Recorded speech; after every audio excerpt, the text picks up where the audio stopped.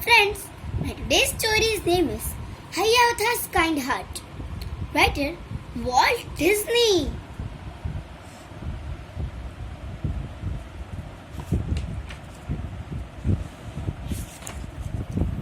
It was a big day in the Indian town where little Hiawatha lived. The braves were going on a great hunt. I wish I could hunt with the braves, Hiawatha said. It is hard to be a brave, said the chief. You must be able to live in the forest. You must be able to hunt for your own food. Hiawatha nodded.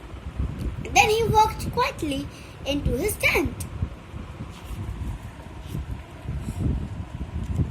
I could do all that, thought Hiawatha. I will show the chief that I am ready to be a brave. So Hiawatha got his bow and arrows. Then he went outside. Where are you going, little Hiawatha? His mother asked. I am going to the forest. I will learn to be a brave, he said. I can find my own food. I will show the chief that I can be a great brave. Hiawatha paddled his small canoe across a deep lake. On the far side of the lake, there was a big forest.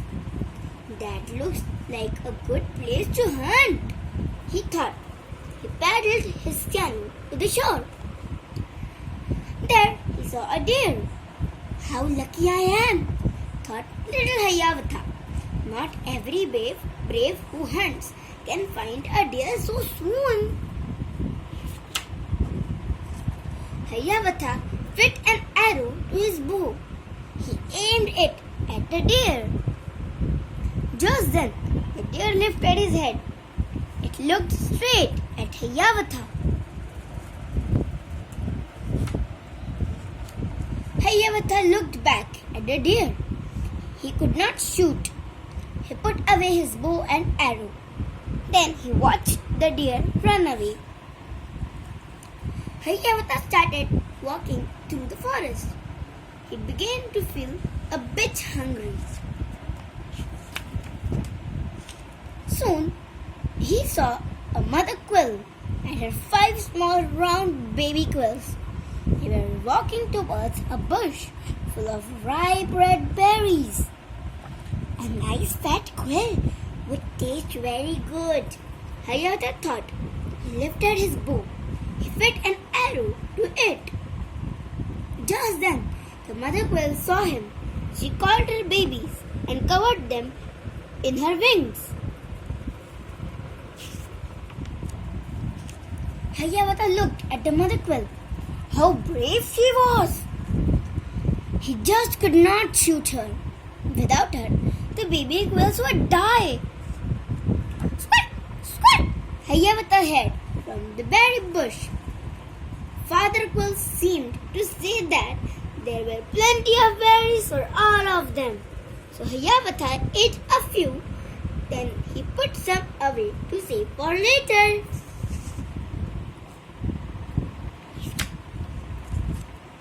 Little Hiawatha then went farther into the forest.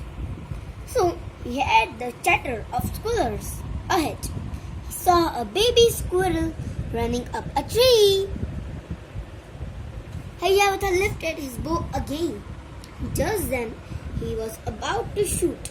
He heard a rustling in the tree. He looked up. On a high branch he saw a father and mother squirrel. They were afraid for their baby. Hiawatha threw down his bow and arrow. He waved to squirrels to show them that he would not shoot their baby. The baby squirrel came down the tree. All 3 squirrels offered to share their nuts with Hiawatha. Both Hiawatha and the baby squirrel ate until they were full. Then Hiawatha put some nuts away to save later. The sun began to set.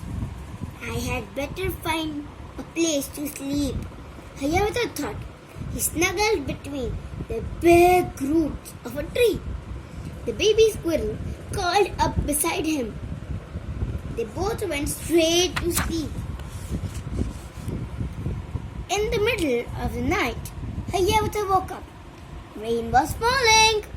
Hiawatha was cold and wet. Suddenly, he felt a wet nose pushing at his arms. There was the deer he had met at the lake. The deer led him to some leafy bushes.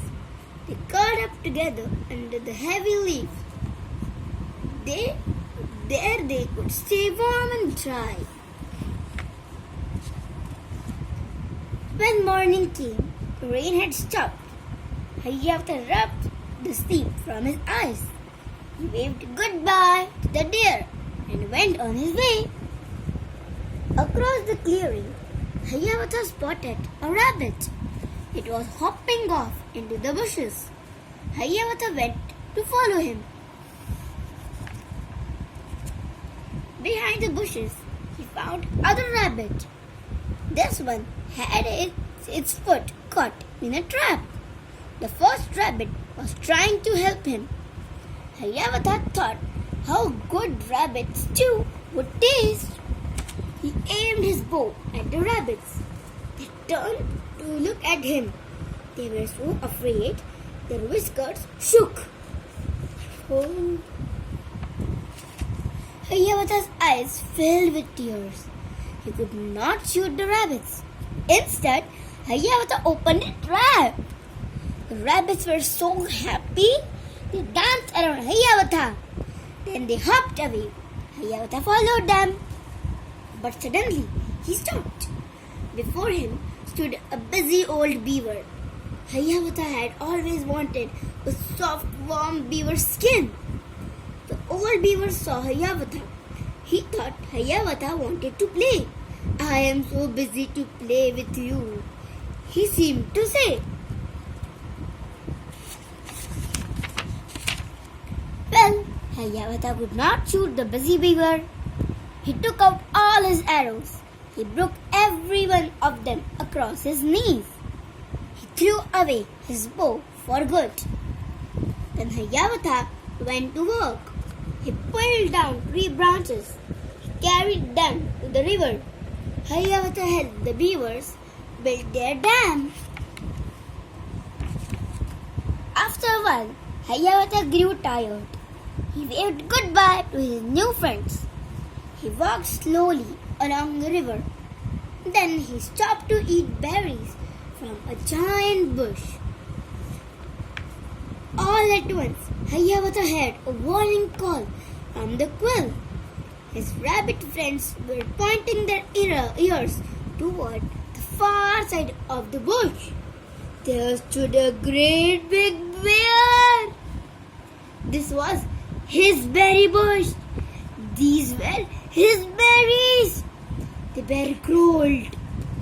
Then he jumped at Hiawatha. Hiawatha did not stop to think. He raced around the river.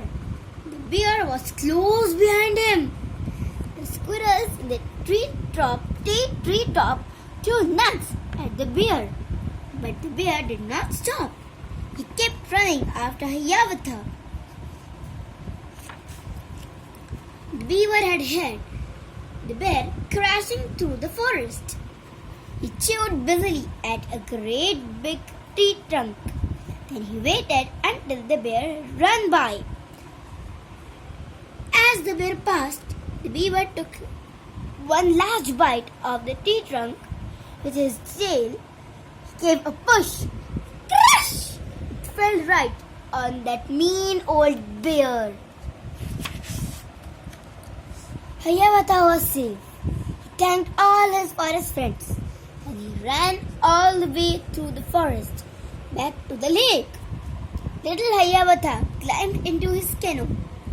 Then he paddled home to the Indian town.